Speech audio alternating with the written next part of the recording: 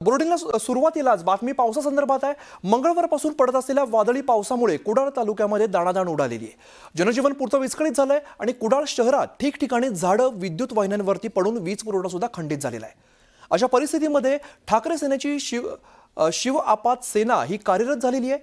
कुडाळ शहरामध्ये जिकडे तिकडे झाडं पडलेली दिसतात, तिकडे आवश्यक मनुष्यबळ आणि साहित्यासह आपात सेनेचे कार्यकर्ते पोहोचून मदत कार्य करत असल्याचं चित्र शहराला पाहायला मिळतंय। तर अहिल्यानगर जिल्ह्याला मान्सूनपूर्व पावसानं जोरदार झोडपलेलं आहे। पारनेर, श्रीगोंदा आणि शेवगाव तालुक्यामध्ये फळबागांचं मान्सूनपूर्व पावसानं नुकसान झालंय। या भागातील काढणीसाठी आलेल्या डाळिंब पिकांना सुद्धा मान्सूनपूर्व पावसाचा जबरदस्त तडाखा बसलाय। त्यामुळे शासनानं तात्काळ पंचनामे करत नुकसानग्रस्त शेतकऱ्यांना आर्थिक मदत देण्याची मागणी केली जाते।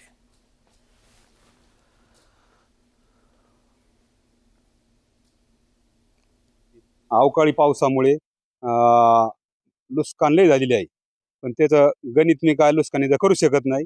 पण याला शासनाने जर काही थोडीफार मदत दिली तर बरं वाटेल। नाही तर याच्या काही टक्केवारी मी काही पैसे उचलले बाग फुलवासाठी। याच्यात आमचे 6 माणसं रोज राबतात। तर इकडे बीड जिल्ह्यामध्ये गेल्या 8 ते 10 दिवसांपासून सुरू असलेल्या अवकाळी पावसामुळे वादळी वाऱ्यामुळे शेती पिकांचं मोठ्या प्रमाणात नुकसान झालंय। तर टरबूज, कांदा, बाजरी, पपईसह अन्य पिकांचा यामध्ये समावेश आहे। त्यामुळे शेतकऱ्यांचं अतोनात नुकसान झाल्याचं दिसतंय। बीड तालुक्यातील चाकरवाडी या ठिकाणी लखन वरपे या शेतकऱ्याच्या 2 एकर टरबूज पिकाचं यात नुकसान झालेलं आहे। संतोष कवडे या शेतकऱ्याच्या शेतातील बाजरीचं नुकसान झालंय आणि भगवान अनवणे या शेतकऱ्याचा पपईच्या बागेचं मोठ्या प्रमाणात नुकसान झालेलं आहे। प्रशासनाने तात्काळ पंचनामे करून किमान झालेला खर्च तरी द्यावा अशी मागणी आता शेतकरी करतायत।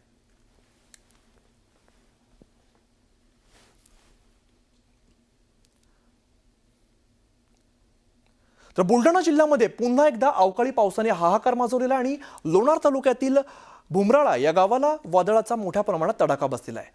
वादळ इतकं भयानक होतं की छत्रपती शाहू महाराज विद्यालयाचे वर्ग 6 ते 10 पर्यंत सर्व खोल्यांचे 3 पत्रे जे आहेत ते उडून गेलेले आहेत। घरांवरील पत्रे सुद्धा उडून गेलेत आणि अनेक ठिकाणी झाडं, जमीन हे उद्ध्वस्त झालेली आहेत। तर महावितरणच्या अनेक ठिकाणी तारा तुटलेल्या आहेत। पोल वाकलेले असून छत्रपती शाहू महाराज विद्यालयाचे 5 ते 6 लाख रुपये एवढं नुकसान झालेलं आहे। तसंच शाळेतील सर्व रेकॉर्ड कागदपत्र पावसामुळे भिजलेत। तर शाळेतील LED, CCTV, प्रयोगशाळेतील अनेक सामानांचं सुद्धा यात नुकसान झालंय।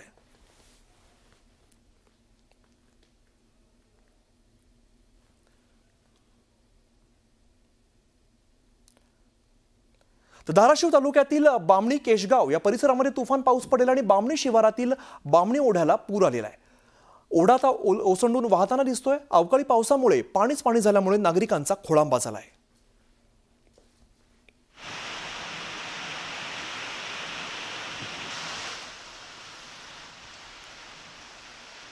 इकडे सोलापुरात सुद्धा सलग तिसऱ्या दिवशी पावसाची दमदार सुरुवात झालेली आहे आणि सोलापूर शहरामध्ये मागच्या अर्ध्या तासापासून मुसळधार पावसाने हजेरी लावलेली आहे। अचानक आलेल्या पावसामुळे सोलापूरकरांची तारांबळ उडाली आहे। तर सोलापूर शहरातील अनेक भागामध्ये पाणी साचलंय।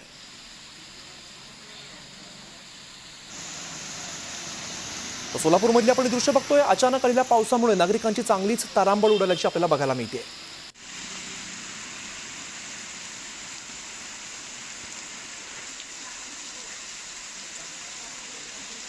तर आपण बघतो राज्यात अनेक ठिकाणी पावसानं थैमान घातलेलं आहे। मान्सूनपूर्व पावसाने अनेक ठिकाणी तारांबळ उडालेली बघायला मिळते। शेती पिकाचं सुद्धा मोठं नुकसान झालंय। तसंच रस्त्यावरती सुद्धा अनेक ठिकाणी पाणी साचल्याचं आपल्याला बघायला मिळतंय।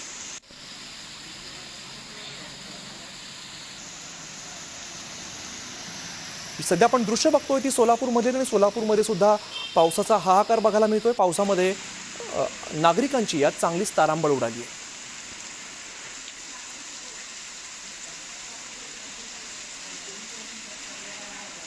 इकडे नाशिक जिल्ह्यामध्ये पावसानं हजारो हेक्टरवरील कांदा पिकाचं नुकसान झालेलं आहे। शेतामध्ये पाणी घुसल्यामुळे कांदा उत्पादक शेतकऱ्यांचं अतोनात नुकसान झालंय। मनमाड, मालेगाव, चांदवडसह नाशिक जिल्ह्यामध्ये पावसानं धुमाकूळ घातलेला आहे। पावसामध्ये भिजून शेकडो क्विंटल कांदा हा खराब झालाय। तर अचानक आलेल्या नैसर्गिक आपत्तीमुळे शेतकरी हवालदिल झालेला आहे। पिंपळगाव बाजार समिती परिसरात वादळी वाऱ्यामुळे व्यापाऱ्यांच्या कांद्याचे शेड अक्षरशः उडून गेलेले आहेत। काढणीसाठी आलेला कांदा आता शेतामध्ये सडू लागलाय। नक्कीच आता ह्या शेतात जे 1.5 एकरचा हा जो प्लॉट शिल्लक राहिलेला आहे काढण्यासाठीचा, पाऊस चालू झाल्यामुळे काढताच आलेला नाही आहे। साधारण 200 ते 250 क्विंटल कांदा कमीत कमी या प्लॉटमधून निघाला असता. हा संपूर्ण कांदा आज नष्ट झालेला आहे. कांद्याचं मोठ्या प्रमाणात नुकसान झालं. पूर्ण भिजून गेले कांदे. चाळीत टाकायचं तर पावसानं लवकरच म्हणजे जवळजवळ महिना 15 दिवस अगोदर पाऊस चालू झाल्यामुळं जो कांदा चाळीत टाकायचा होता तो पूर्ण आता भिजून चालला आहे. तर धाराशिवमध्ये मुसळधार पावसामुळे फळबागांचं मोठं नुकसान झाल्याचं दिसतंय.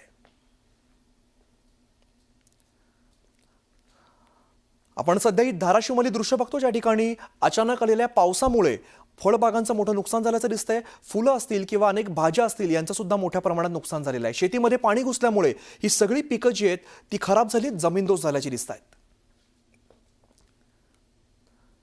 मान्सूनपूर्व पावसाने महाराष्ट्रामध्ये हजेरी लावली आणि या पावसामुळे मोठ्या प्रमाणात नुकसान झाल्याचं दिसतंय.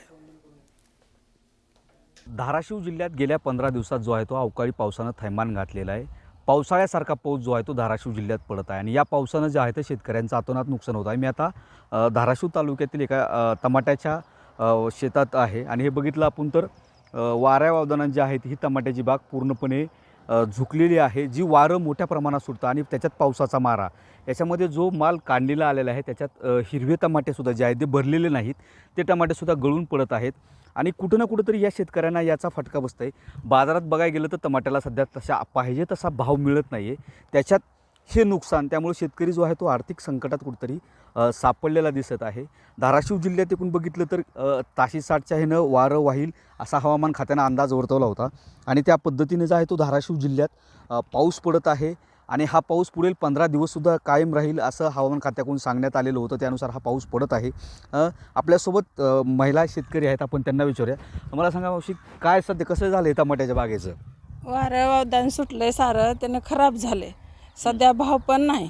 आता काय करावं काय नाही, काळजीच आहे आता आम्हाला शेतकऱ्याला. काय करावं? ही हिरवे टमाटे पडलेले दिसायला. हिरवे पडले तर पिकले पडले तर सारं खराब झाले, असं लोंडलंय सांडलंय, समजा दुसरं काय नाही. लयच वाटोळं झाले. आपण जर बघितलं तर ही अवस्था जी आहे ती शेतकऱ्यांची पाहायला मिळत आहे. टमाटा असेल किंवा फळ पिकाचं ह्याला जो आहे तो मोठा फटका बसतोय. कृषी विभागानं याचे पंचनामे जरी सुरू केलेले असले तरी मात्र जो आहे तो पावसाचा अंदाज असाच वर्तवण्यात येत आहे. त्यामुळं शेतकऱ्यांनीही काळजी घेणं देखील आव्हान प्रशासनाकडून केलं जातं आहे. मात्र या नुकसानीचे पंचनामे होऊन शेतकऱ्याला मदत मिळेल का, हाही प्रश्न शेतकरी उपस्थित करत आहेत. सागर जाधवसह बालाजी निरफळ, न्यूज 18 लोकमत, धाराशिव. पुढे जाऊया. पाऊस आणि वादळी वाऱ्यामुळे पंढरपुरात फळबागांचं मोठं नुकसान झालेलं आहे.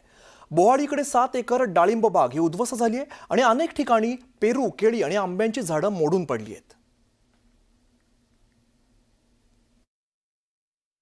आजही जवळपास 4-5 शेतकऱ्यांचे फळबागेचे नुकसान झालेल्याचे तक्रारी आल्या आहेत. त्याप्रमाणे पंचनामे सुरू आहेत. अजून एक 8-9 हेक्टर फळबागेचं नुकसान ह्यामध्ये वाढू शकतं आणि हवामान खात्याने जवळपास 30 मे पर्यंत पावसाचा अंदाज व्यक्त केला असल्याने अजून 30 मे पर्यंत नुकसानीचे प्रमाण फळबागेचं, आंब्याचं, केळीचं वाढू शकतं. इकडे वाशिम जिल्ह्यामध्ये सुद्धा पावसाने भुईमुगासह हळद पिकाचं मोठ्या प्रमाणात नुकसान केलेलं आहे. हातातोंडाशी आलेला घास निसर्गाने हिरावल्यामुळे शेतकरी हवालदिल झालाय. शेतकऱ्यांकडून नुकसान भरपाईची मागणी आता केली जाते. 8-10 दिवस झाले माझी हळद मी शिजवून ठेवलेली आहे आणि सातत्याने अवकाळी पाऊस, ढगाळ वातावरण आणि हवा असल्यामुळे मला हळद झाकून ठेवायचं काम पडत आहे आणि तिच्यामुळे जिला जे ऊन पाहिजे ते ऊन भेटत नाही आहे. त्याच्यामुळे ती हळद अर्धी हळद खालून पूर्ण बुरशी लागलेली आहे आणि काही सडतही आहे. तिच्यामुळं खूप नुकसान आहे आणि हळद व्यवस्थित वाळली नाही तर ते भावही खूप कमी मिळतो. तिला जिथे 12,000 भाव भेटायचा तिथे 8,000 विकायचं काम पडू शकेल असा अंदाज आहे. जो भुईमुग काढलेला आहे तो तर खराब झालेलाच आहे, पण ज्याची काढणी राहिलेली आहे त्याही भुईमुगाला अंकुरण येऊन जबरदस्ती जर काढायचा प्रयत्न केला तर ती शेंग ओली आणि दाबून ठेवल्यामुळे काळी पडत आहे. तर भुईमुगाचं आमच्या दोन्ही कोणी नुकसान होत आहे आणि आमच्या भागातील भरपूर शेतकऱ्यांनी ई पीक पाहणी आणि पीक विमा काढलेला नाही. त्याच्यामुळं तो एक आम्हाला आता शासनाचा फटका बसणार आहे. आता कोल्हापूरमध्ये जाऊया. कोल्हापूरच्या शिरोळमधील राजापूर बंधारा हा ओव्हरफ्लो झालेला आहे. बंधाऱ्याची पाण्याची पातळी 16 फुटांवरती पोहोचली, त्यामुळे बंधाऱ्यातून 3000 क्युसेक वेगाने पाण्याचा विसर्ग केला जातोय. बुलढाण्याच्या मेहकर तालुक्यामध्ये मुसळधार पाऊस झाल्यामुळे पैनगंगा नदीच्या पुलावरती चिखल साचलेला आहे आणि या चिखलातून घसरून ट्रॅक्टर थेट पुलावरून नदीमध्ये कोसळल्याची घटना घडलेली आहे. चालकाने प्रसंगावधान राखत ट्रॅक्टरमधून उडी घेत आपला जीव वाचवलाय.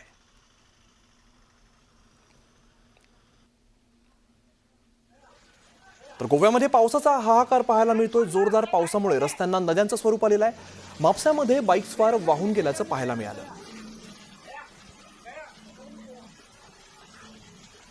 तर मे महिन्यामध्ये बुलढाणा जिल्ह्यामध्ये मान्सूनपूर्व पावसाचं प्रमाण वाढलेलं असून त्यामुळे खरीप हंगामाच्या मशागतीच्या कामामध्ये अडथळा निर्माण झालेला आहे. त्याचबरोबर उन्हाळी पिकांचं सुद्धा यात मोठ्या प्रमाणात नुकसान झालंय.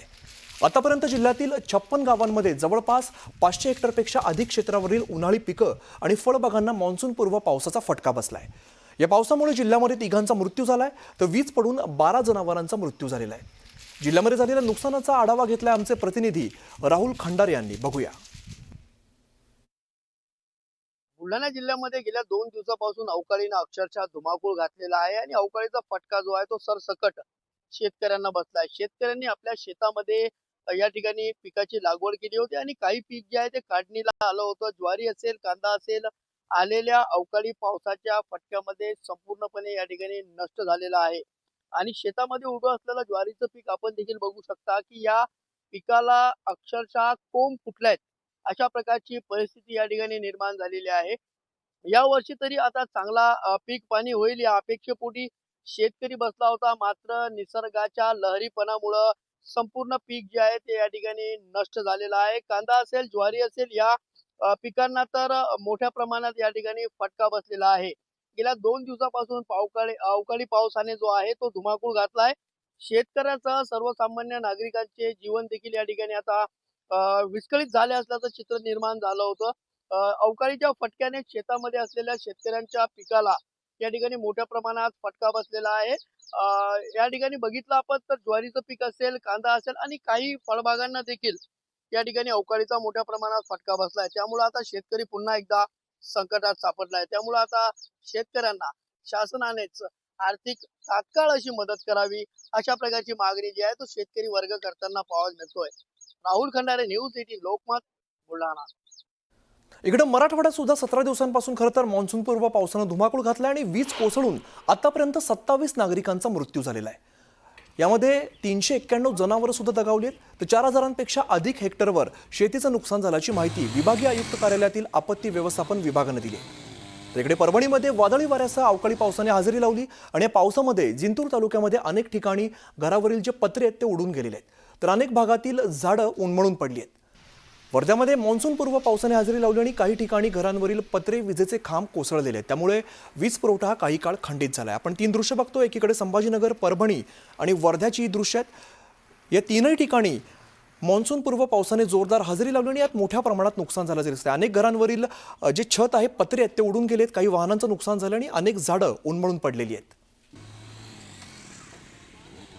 तर आजपासून 25 मेपर्यंत मुंबईसह दक्षिण कोकण, मध्य महाराष्ट्र या ठिकाणी वादळी वाऱ्यासह मुसळधार पावसाचा अंदाज हवामान विभागाने वर्तवलेला आहे. कोकण आणि लगतच्या मध्य महाराष्ट्रातील घाट भागामध्ये वेगवेगळ्या ठिकाणी मुसळधार ते अतिमुसळधार पाऊस पडण्याची शक्यता आहे. 20 ते 23 मे दरम्यान मध्य महाराष्ट्र आणि मराठवाड्यामध्ये विजांचा कडकडाट आणि वाऱ्यासह विखुरलेला हलका तसंच मध्यम पाऊस अपेक्षित आहे. या काळामध्ये किनारपट्टीवरती वेगानं वारा वाहण्याचा अंदाज आहे. तर केरळमध्ये येत्या 4 ते 5 दिवसात मान्सून सुरू होण्यासाठी परिस्थिती अनुकूल होण्याची शक्यता आहे.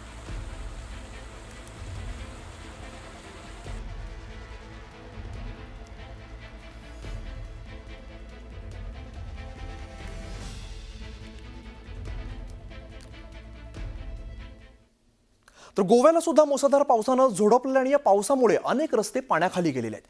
गोव्यातील खोर्ली उसपकर या ठिकाणी मुसळधार पावसामुळे रस्त्यावरती पाणी साचलंय आणि पाणी साचल्यामुळे पाण्याच्या प्रवाहात एक बाईकस्वार वाहून गेलेला आहे.